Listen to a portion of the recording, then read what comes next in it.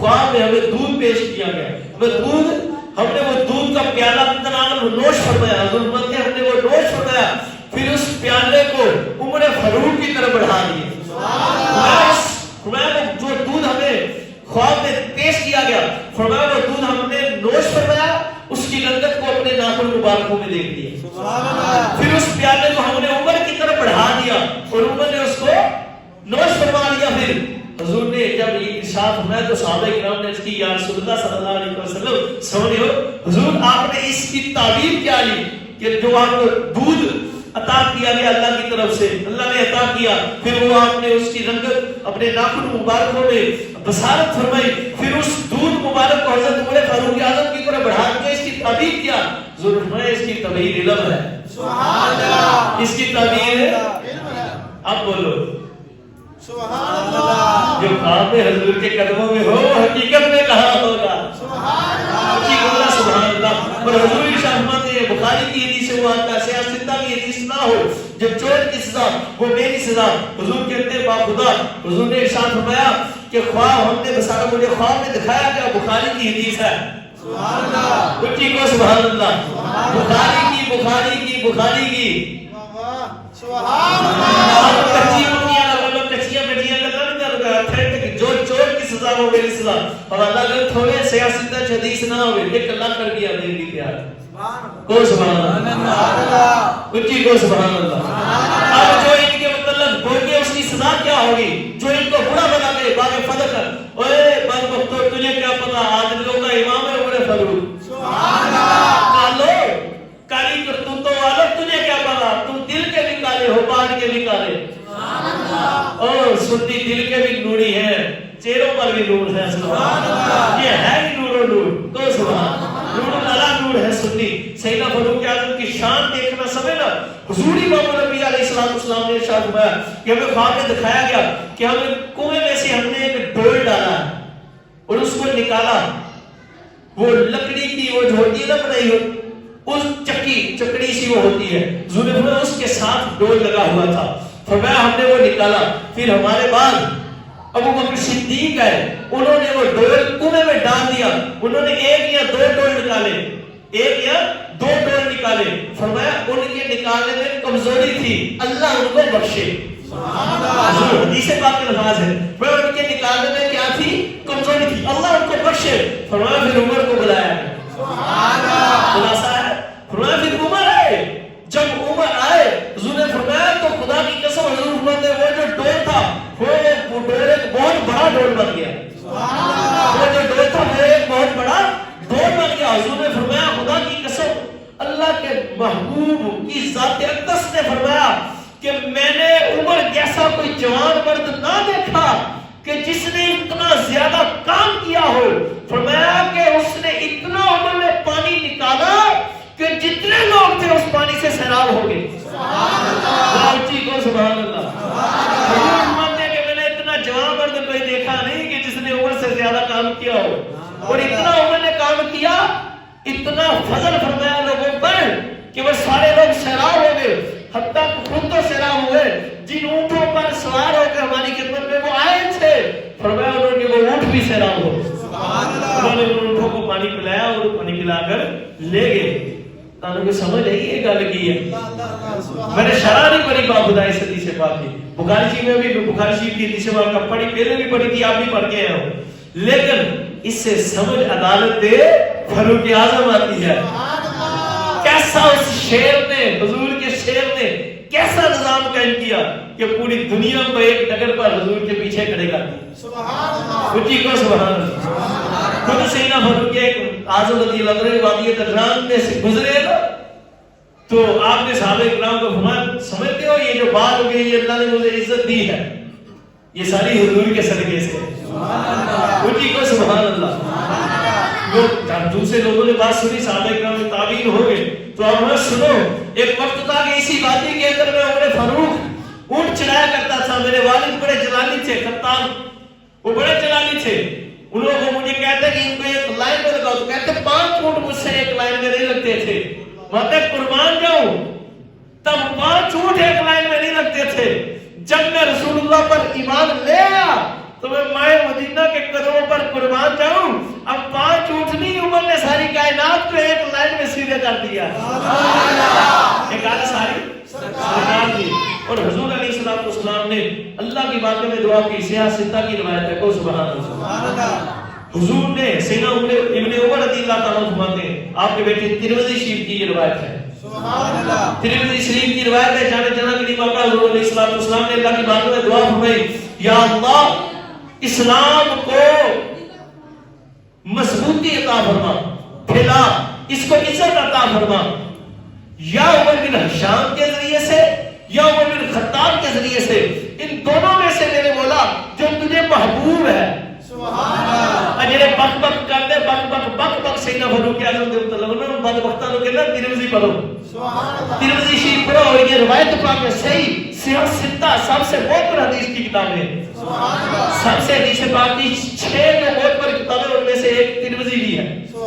حضور نے یہ دعا فرمائی اللہ کی بارگاہ میں, مولا جو آج کہتے ہیں باغ کھا گئے, ایسا ہو گیا ویسا ہو گیا, کبھی اہل بیت طاہر پاک کا حق کھانے والوں کو بھی عادل کہا جاتا ہے. تو حضور نے تینوں عادلوں کا امام بنایا ہے. کبھی ان کے لیے بھی خواب میں حضور کی قربت ہوتی ہے, نہیں کبھی ہو سکتی. سنو, کبھی وہ شخص جو حضور کی اہل بیت طاہر پاک کا حق ہے وہ اللہ کا محبوب ہو سکتا ہے.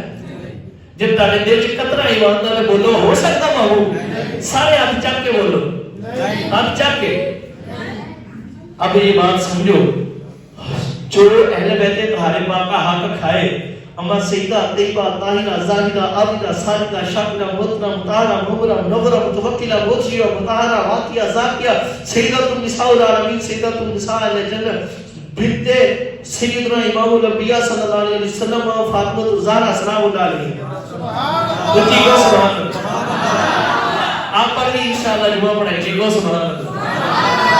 ازکار, اے حج, اے روزہ, اے مسئلے بات چوہاں, اے ہستیاں نے عزت پہلو ہاں. اور پائی اعمال میں کچھ کمزوری ہوگی تو بخشے جاؤ گے. اگر حضور کے اصحاب اہل بیت کے منکر ہوں گے تو نہ دنیا میں کچھ نہیں ملے گا نہ آخرت میں ملے گا. اور سبحان اللہ. اعمال پر بھی بات کریں. سنو, سیدہ پاک سلام اللہ علیہ کو جو شخص اما جان سلام اللہ علیہ کا حق کھائے, ان کو برا بلا کے اللہ اس پر راضی ہو سکتا ہے؟ اللہ اس کو محبوب بنا سکتا ہے؟ اب ایک بات سنو, کیا اس کے لیے حضور دعا فرما سکتے ہیں؟ کیا حضور کے قدموں میں اس کو جگہ مل سکتی ہے؟ کیا حضور فرما سکتے ہیں کہ میں نے اس کے لیے جنت میں حور کو دیکھا؟ آپ سنو پھر روایت حضور فرماتے ہیں. سرکار نے اسلام نے دعا فرمائی. سیدنا عبداللہ ابن عمر رضی اللہ تعالیٰ عنہ اس بات کے راوی روایت کرتے ہیں, ترمذی کی روایت ہے. دعا فرمائی, یا اللہ اسلام کو عزت عطا فرما, یا ہشام کے بیٹے کے ذریعے یا خطاب کے بیٹے عمر کے ذریعے. آپ فرماتے ہیں کہ دعا کی بولے ان میں سے جو بھی تیرا محبوب ہے اس کے ذریعے سے اسلام کو عزت عطا فرما. کہتے خدا کی قسم, پھر اللہ نے جس کو محبوب بنا کر اسلام کو عزت عطا فرمائی اس شخص کا نام عمر فاروق اعظم ہے. اور چیزیں بولو سبحان اللہ.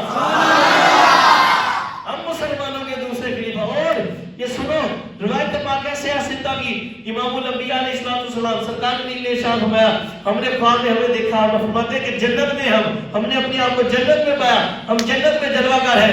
وہاں ہم نے رمیسہ کو دیکھا, وہ ایک صحابی رضی اللہ تعالیٰ عنہ. فرمایا وہاں ہم نے پھر ایک قدموں کی 8 سماعت ہوئی. فرمایا یہ کس کے قدموں کی آواز ہے؟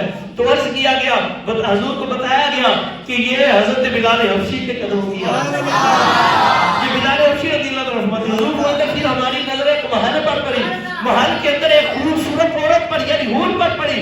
حضور فرماتے ہم نے فرمایا یہ خوبصورت عورت یہ محل کس کے لیے ہے؟ تو حضور کو خبر پیش کی گئی, یا رسول اللہ صلی اللہ علیہ وسلم سونے ہو, یہ کسی اور کے لیے نہیں, آپ کے غلام عمر فاروق کے لیے ہے. پھر ہم نے عمر کی غیرت کی وجہ سے ہم نے جہاں کے اندر جائے محل کے بشارت فرمائے کہ میرے عمر کو اللہ نے کیا کیا عطا فرمایا میرے صدقے سے. فرمایا مگر ہم نے عمر کی غیرت کی وجہ سے اندر تشریف نہیں لگے. خدا کی قسم جب یہ الفاظ سیدنا فاروق اعظم نے سنے تو طرف اٹھے, عرض کی یا رسول اللہ فدا کا امی و ابی, میرے ماں باپ جانے جانا آپ کے قدموں پر قربان، میں عمر آپ پر کیا دکھاؤں گا؟ میرا تو تن مر جانا آپ پر قربان یا رسول اللہ، گونا سبحان اللہ۔ چلو ساریاں گلاں چھڈو، اپاں گالاں نہیں کڈدے، ہے گالاں دے لے کا تانوں اعتراض ہونے تسی گل دسو، جیڑا ایسی ہستی نو گالاں کڈے اس بدبخت دا کی ہو؟ وہ بدبخت ہے کہ نہیں؟ وہ غلط فرقہ ہے کہ نہیں؟ وہ غلط لوگ ہے کہ نہیں؟ گال تو نہیں نا میں کڈی، ہن تے سمجھو کچھ اس بات، اس کے باوجود سیدنا عمر فاروق اعظم کا نام لے کر گالیاں نکالے، وہ گالاں کے قابل ہے کہ نہیں؟ لعنت کا مستحق نہیں؟